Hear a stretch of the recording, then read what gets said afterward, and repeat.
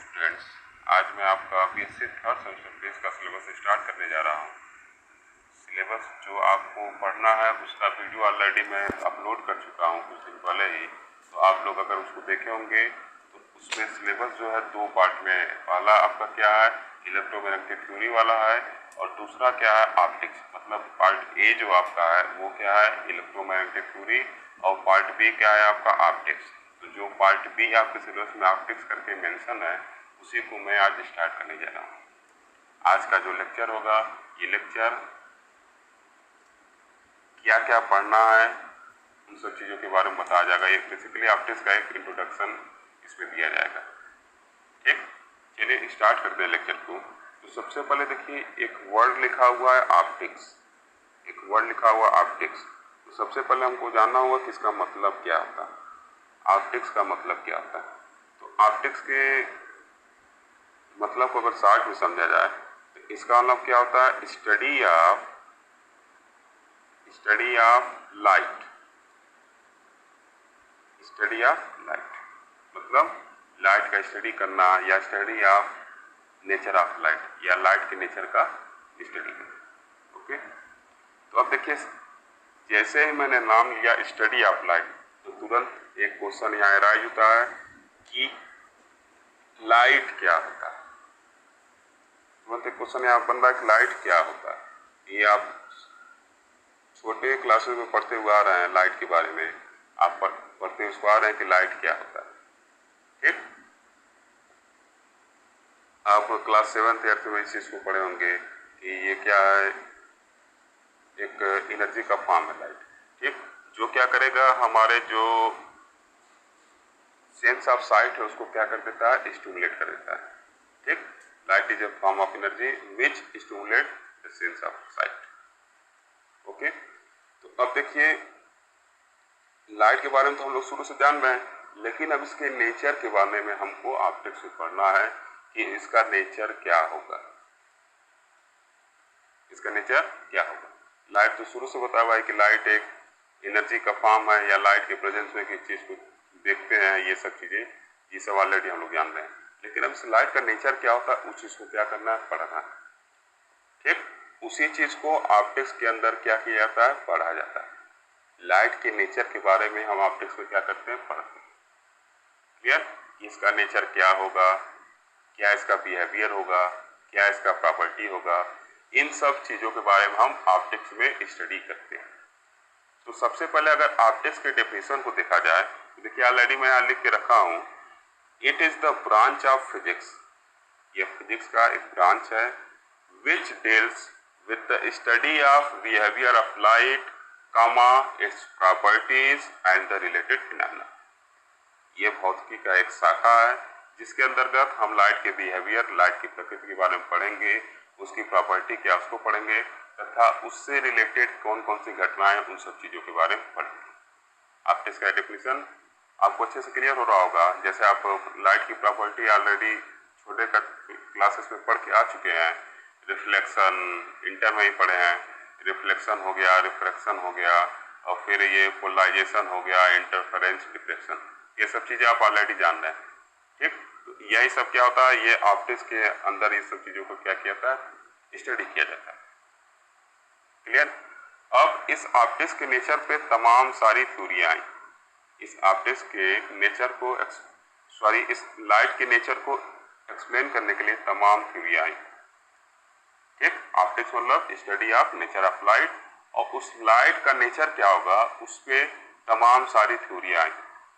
सबसे पहले जो थ्योरी आई, न्यूटन कॉर्पस्कुलर थ्योरी आई। सबसे पहले जो थ्योरी आई थी वो आपकी न्यूटन कॉर्पस्कुलर थ्योरी थी। ये थ्योरी न्यूटन साहब ने 1675 में दिया था। उन्होंने बताया था, न्यूटन साहब ने बताया था कि लाइट जो होता है वो छोटे छोटे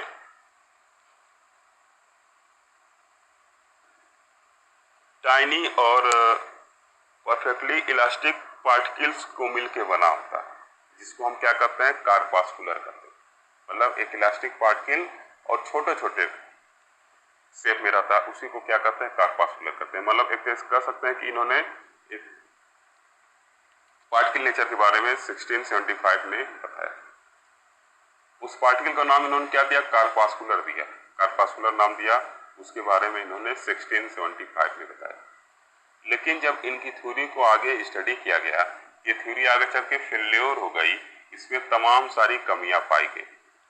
ठीक, इस थ्योरी में तमाम सारी कमियां पाई गई। सबसे पहले जो इस थ्योरी में कमी आ रही थी, इस थ्योरी में कमी ये आ रही थी कि जो लाइट का वेलोसिटी हो रहा था रेयर मीडियम में, वो क्या हो जा रहा था? डेंसर मीडियम से कम हो रहा था। मतलब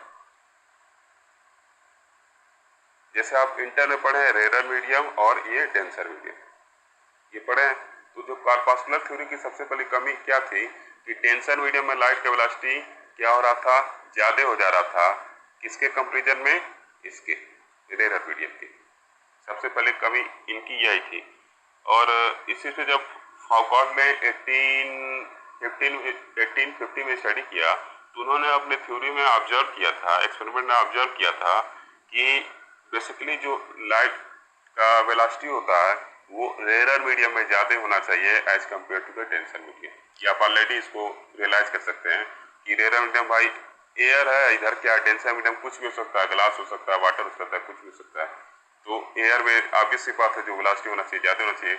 लेकिन जब ये कार्पास्कुलर थ्योरी न्यूटन सामने लगाया तो उसमें ये कमी सबसे पहले यही पाई गई कि जो लाइट था वो क्या था? रेयर मीडियम में उसका वेलोसिटी कम हो जा रहा था as compared to the denser medium. Okay, और फिर आगे और भी तमाम कमियां थी, जैसे कि आप इसकी कमियों में और आप कह सकते हैं कि ये कोई एक्सप्लेनेशन नहीं दे रहा था इसके बारे में कि जैसे ये देखिए जो यहाँ पढ़े हैं कि अगर ये रेयर मीडियम है, ये क्या है आपका? डेंसर मीडियम है। तो जब लाइट यहाँ से आ रही है, इंसिडेंट हो रही है, ये लाइट इंसिडेंट हो रही है, तो रेयर है और डेंसर है, ये क्या आपका? नॉर्मल है। ठीक, अब देखिए तो लाइट को क्या होना चाहिए था? सीधे निकलना चाहिए था, लेकिन लाइट क्या हो रहा है? नॉर्मल की तरफ मुड़ जाता है, बेंड हो जाता है। तो ऐसा क्यों होता है, इसके बारे में भी इन्होंने कोई रीजनेबल एक्सप्लेनेशन नहीं दिया कि आखिर नॉर्मल की तरफ डेंसर मीडियम आने पे क्यों अट्रैक्शन लगने लगा।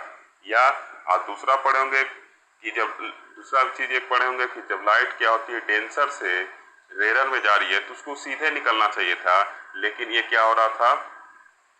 यहाँ से अविलंब से नॉर्मल से दूर जा रहा था। ये नॉर्मल से क्या हो रहा था? दूर जा रहा था। तो आखिर इसके बीच रिपल्सन क्यों हो रहा है, इसके पीछे इन्होंने कोई रीजनेबल रीजन नहीं दिया। बस उन्होंने नॉर्मली इस चीज को दे दिया कि जब रेयर से डेंसर में जा रहा है तो क्या होगा? नॉर्मल की तरफ मुड़ जाएगा, और फिर जब डेंसर से रेयर में जा रहा है तो क्या होगा? नॉर्मल से दूर मुड़ जाएगा। ओके, मतलब नॉर्मल से दूर चला जाएगा। तो इसमें जो नॉर्मल से लगने वाला जो आपका रिपल्सन है या अट्रैक्शन है, इसके बारे में इन्होंने क्या क्या कोई रीजनेबल रीजन नहीं दिया। सेकेंड चीज क्या था? ये जो थ्योरी थी ये इंटरफेरेंस, डिफ्रैक्शन, पोलराइजेशन, इन सब चीजों को एक्सप्लेन नहीं कर पा रही थी, और भी तमाम सारी कमियां थी। ठीक, तो इन सब चीजों को, इंटरफेरेंस को, डिफ्रैक्शन को, पोलराइजेशन को, ये सब क्या कर रही थी? एक्सप्लेन नहीं कर पा रही थी। ठीक, क्लियर है? दूसरे भी तमाम इसमें क्या थी? कमियां थी जिसको इन्होंने क्या किया? एक्सप्लेन नहीं कर पाया। ठीक, तो उसके बाद फिर हाइजन साहब आए, उन्होंने कहा कि नहीं, तब लाइट को कार्पास्कुलर न मान के वेव्स मानना चाहिए। उन्होंने 1678 में एक वेव थ्योरी, लाइट को एक वेव थ्योरी दी, लाइट का वेव थ्योरी दिया, और लाइट को क्या किया? वेव नेचर कंसीडर किया लाइट का।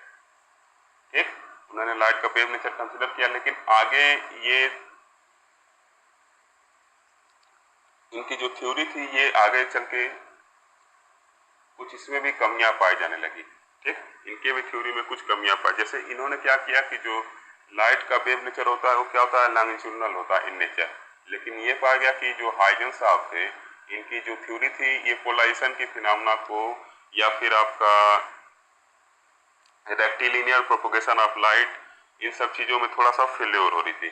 तो फिर आगे यंग्स ने और फ्रेजनल ने लाइट को ट्रांसवर्स नेचर मान के, लाइट का नेचर ट्रांसवर्स मान के क्या क्या एक्सपेरिमेंट किया, तो वो देखे कि पोलराइजेशन, इलेक्ट्रोलिनियर प्रोपोगेशन ये सब हो रहा था, तो फिर उन्होंने क्या किया, इस थ्योरी को फिर एक्सेप्ट कर लिया गया।